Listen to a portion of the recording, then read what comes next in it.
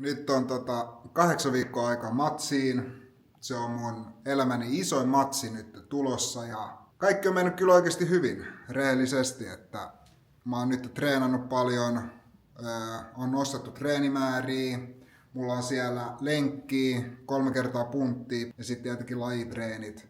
Ja täällä mä oon nyt tehnyt silleen, että mä oon käynyt siellä Strikelin nyrkkeilijässä 2-3 kertaa viikossa. Ja sitten tietenkin ihan oma laji, tehnyt vaparia siinä. Nyt kun on tietenkin treenimäärät nostettu, niin sitäkin entistä enemmän pitää huoli sitten tästä palautumisesta. Ja siitä tullaankin sitten tänne mun yhteen tärkeimmistä palautumispaikoista, joka on täällä Roope Chydenius Klinikalla. Ja täällä tehdään siis kiropraktikkaa ja neurologiaa. Eli ei vaan raksutella paikkoja niin kuin yleensä kiropraktikoista luulaa, mutta Me tehdään hyvin pieni liike tonne. me tehdään täällä myös paljon aivotoimintaa ja aivojumppaa ja sellaisia niin kuin juttuja, jotka niin kuin sitten auttaa mua siellä häkissä. Esimerkiksi parantaa refleksejä tai katsotaan, että silmät pysyy kohteessa. Ja tällaisia juttuja tehdään paljon täällä, niin pääsette vähän näkemään, minkälainen meininki täällä on. Alright. Tervetuloa. Kiitos. Kiva nähdä. Täällä ollaan. Ollaan mestoilla. Mullahan on niinku periaatteessa 2 kiropraktikkoa, mutta Chydenius on niinku se pää. Mut sit mä käytän toista kiropraktikkoa sen takia, jos mä en saa vaikka aikaa välillä Roopelle, niin sit se on hyvä, että se on siellä taustalla, niin sitten pääsee aina hoitoon, kun oikeesti on jotain vaivaa. Alright, tosiaan joo, Brian ja Aspergerin kanssa täällä tehty hommia ja tosi pitkään. Teen neurokiropraktiikkaa, kiropraktikus valmistunut Yhdysvalloista muutamia vuosia sitten ja erikoistun neurologiseen kuntoutukseen, eli pyritään ymmärtämään, että miten me saadaan sitä hermoston toimintaa parannettua. Ja jotta tämä pystyy tapahtumaan, niin sun aivoin pitää ymmärtää, että missä minä olen mun omassa sisäisessä ympäristössä ja missä ympäristö on verrattuna muuhun. Okay? Ja se tapahtuu 3 eri järjestelmän kautta pääsääntöisesti. Yksi niistä on se okulomotorinen järjestelmä, mistä mä jo mainitsin. Toinen on vestibulaarinen järjestelmä ja siihen liitännäiset keskushermoston osa-alueet. Ja sitten myös proprioseptiikka ja tietenkin myös lihas- ja jänneaisti, jota tulee sitten sieltä kehosta. Eli kaikkien näiden järjestelmien pitäisi jatkuvasti kertoa samaa tarinaa.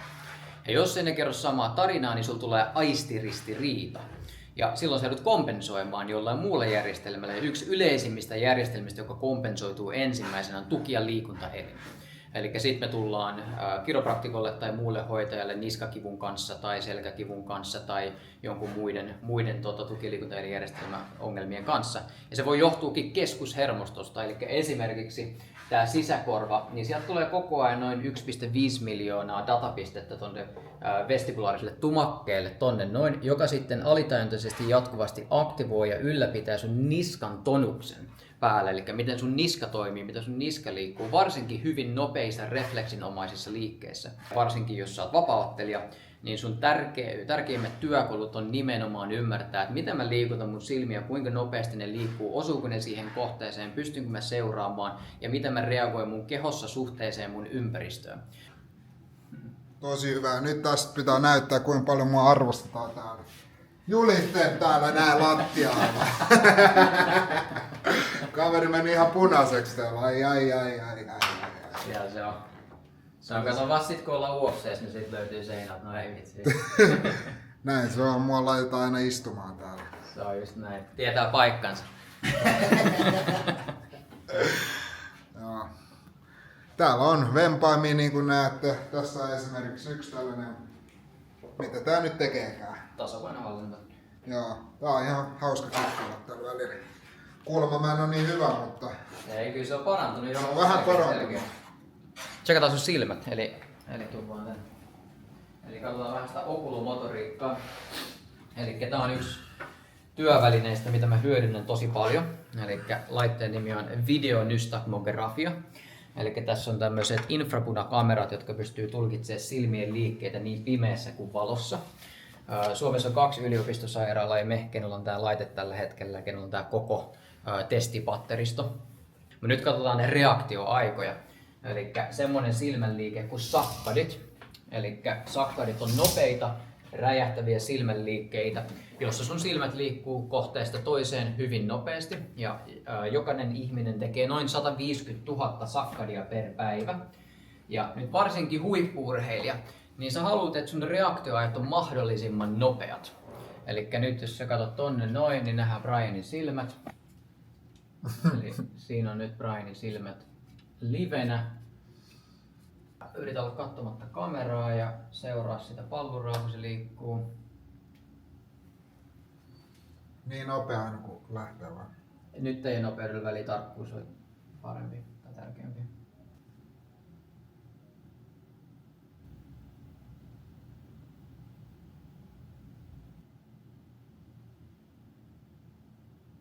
Sitten mennään toiseen suuntaan. Eli tuossa on kyseessä optokineettinen stimulus. Tällä hetkellä katsotaan diagnostisesti, kuinka hyvin tuo refleksi toimii. Eli se on tämmöisen visuaalisen tasapainoelinkeskuksen refleksi. Kaikilla eläimillä tämä refleksi on, mutta me pystytään myös kvantifoimaan, että kuinka hyvin se refleksi toimii puolelta toiselle. Ja sen avulla ihminen pystyy sitten stabiloimaan visuaalisen kuvan verrattuna omaan sisäiseen liikkeeseen.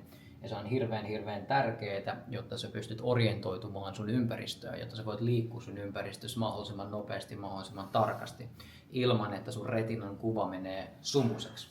Niin tää on todellakin, hiotaan nyt semmosia niin viimeisen 1% asioita, jotka voi tehdä valtavan muutoksen siihen, että miten sä koet sun liikkeen vaikka häkissä tai vastustajaa vastaan. Niin nämä on ihan mielettömän isoja ja tärkeitä asioita, mutta tosi harva tekee näitä.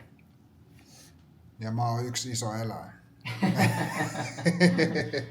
Mestari haukotteli jo. Väsyttääkö jo? Ei vielä, ei ole vielä tarpeeksi jumpattu. Ei ole. Nyt katsotaan vähän. Mutta oikeesti tuo Roope sanoi hyvin, että on vähän sama kuin veisi noi aivot salille. Eli tää on ihan käy treenistä kyllä. Kyllä.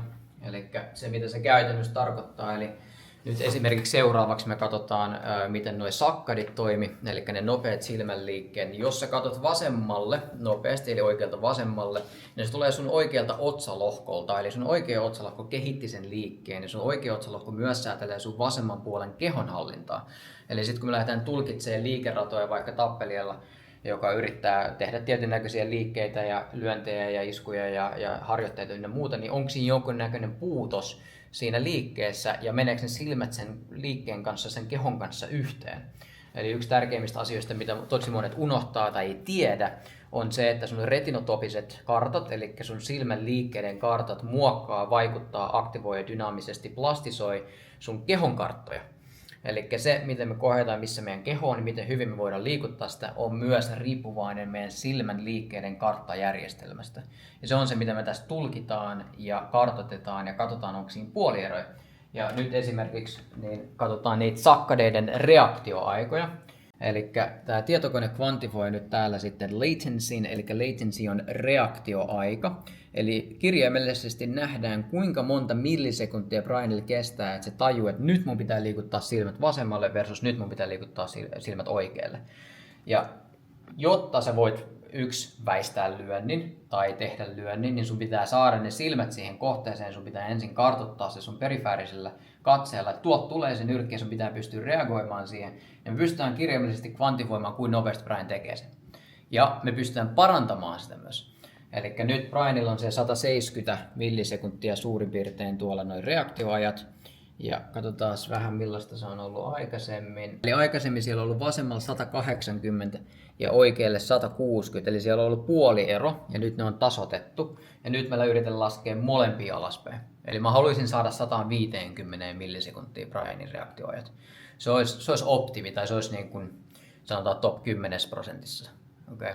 Niin sinne mä haluan saada ne. Sitten on erityyppinen sakkadi, jossa sun aivot joutuu poistamaan sen fiksaation, niin tämä oli maaliskuussa, kun me katsottiin noita reaktioaikoja, niin täällä ollaan harmaalla alueella aika paljon, niin ne oli liian hitaat. Eli nyt on keskivertoa huonommat ollut. Okay. Way back, eli tästä on jonkun verran aikaa. Niin katsotaan miltä näyttää tänään, koska Brian on kuitenkin tehnyt nyt aika paljon hommia, niin nyt ollaan pois harmaalta alueelta. Okay. Tää oikealle olevat liikkeet on erinomaiset, vasemmalle hakee vielä. Mutta ollaan pois pääosin sieltä harmaalta alueelta, eli toi on todella hyvä. Eli tällä hetkellä niin me halutaan saada ne reaktioajat vasemmalle nopeaksi, jotta jos sieltä tulee nyrkki, jos sieltä tulee joku liike, niin Brian pystyy reagoimaan siihen huomattavasti nopeammin. Ja jos sä pystyt reagoimaan siihen nopeammin, niin sä pystyt myös sun kehon kautta ohjaamaan sun liikettä paremmin. Niin nyt me ollaan tulkittu nyt sit tätä aluetta tästä. Eli me on katsottu, että missä tämä okulomotorinen järjestelmä menee. Okei. Sitten seuraavaksi mä lähden tutkimaan, että miten tämä järjestelmä toimii tällä hetkellä, eli vestibulaarinen järjestelmä siellä tietenkin molemmin puolin ja tietenkin niiden yhteydet tänne keskushermostoon. Sitten katsotaan selkärankaa, eli se on se, mitä tyypillisesti kiropraktikot tekee, ne tutkii selkärangan toimintaa ja sen suhdetta hermoston toimintaan, mutta me otetaan kaikki. Mä luotan mun guruun ihan täysin. Te näette viime matsissa, mitä tapahtuu. Ja nyt on vielä kovempi matsi tulossa, niin halutaan vielä enemmän saada tuloksia, mutta ollaan hyvissä käsissä kyllä. Tässä on tämmöinen neurosensomotorinen integraatioväline, eli tässä on hirveä määrä erilaisia neurokognitiivisia pelejä. Ja yksi niistä on nyt sitten tämmöinen silmien ja käsien välinen koordinaatiotesti, eli pystytään katsoa niitä reaktioaikoja, kuinka nopeasti Brianin kädet liikkuu, mutta kuinka nopeasti silmät pystyy liikkumaan siihen kohteeseen varsinkin. Eli nyt me laitetaan se keho ja silmät yhteen. Eli Brianin pitää niin nopeasti kuin mahdollista osua punaisiin palloihin. Tietokone laskee sitten, että mikä on se reaktioaikanopeus, kuinka nopeasti sä osuit siihen.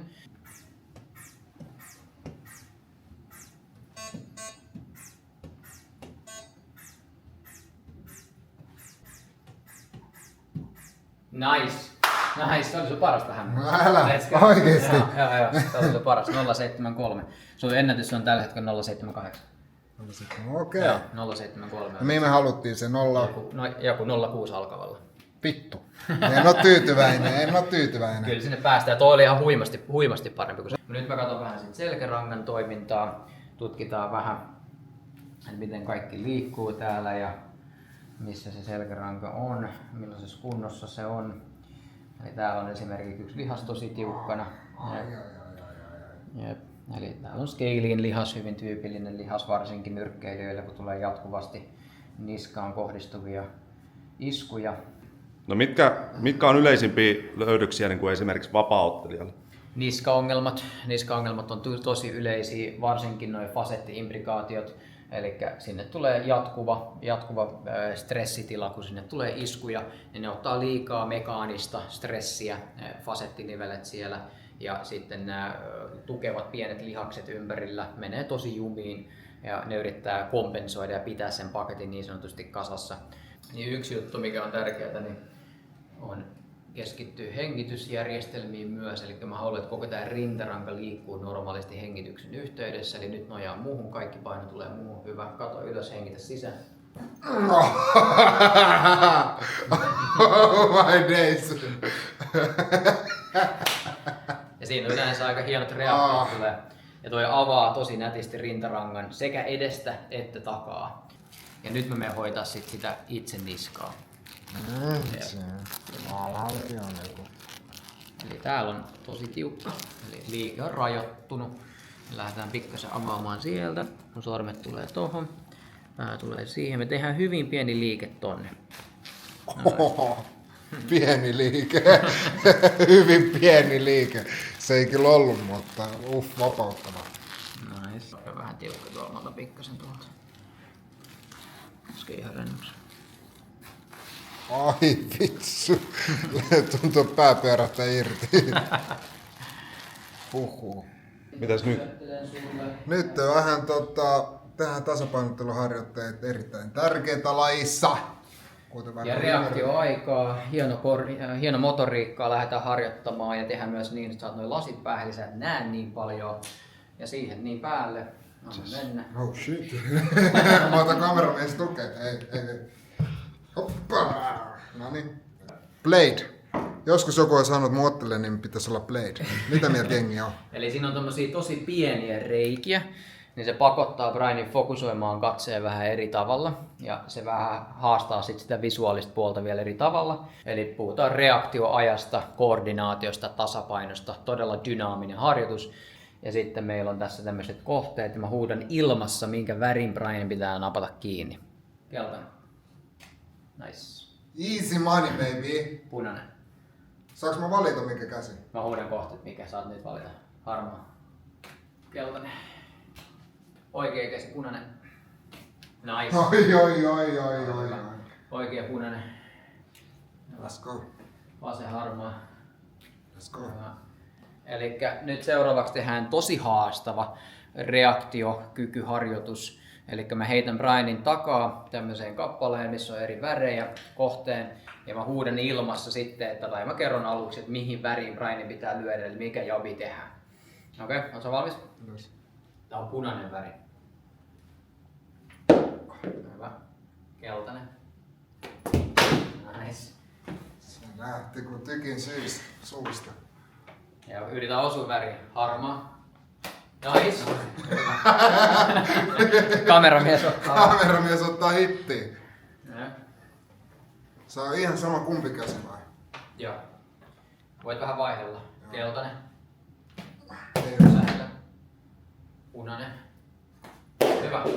Otetaan punainen. Nice. Keltainen. Nice. Hyvä. Huhhuh. Jos joku sanoo, että tää ei treeni, niin mä en tiedä kyllä. Kyllä tässä on niinku aivot viety salille. Eiköhän se ollut siinä aika lailla. Kyllä. Eli tosi kokonaisvaltaista hoitoa. Jokainen urheilija tarvitsee oikeasti kokonaisvaltaista. Eli yritetään dynaamisesti ymmärtää, miten kaikki neurologiset järjestelmät toimii, miten sun biomekaniikka toimii, miten sun biokemia toimii. Eli se ei ole vain ja ainoastaan, että onko sun lihakset jumissa, onko sun niska kipeä ynnä muuta, vaan meidän pitää katsoa todella laajalta kaavalta niitä asioita, että mistä kaikki johtuu. Eli näin mennään ja huikeat settiä ja jatketaan Brianin kanssa vielä UFC:ssäkin varmasti, että helvetin hyvä.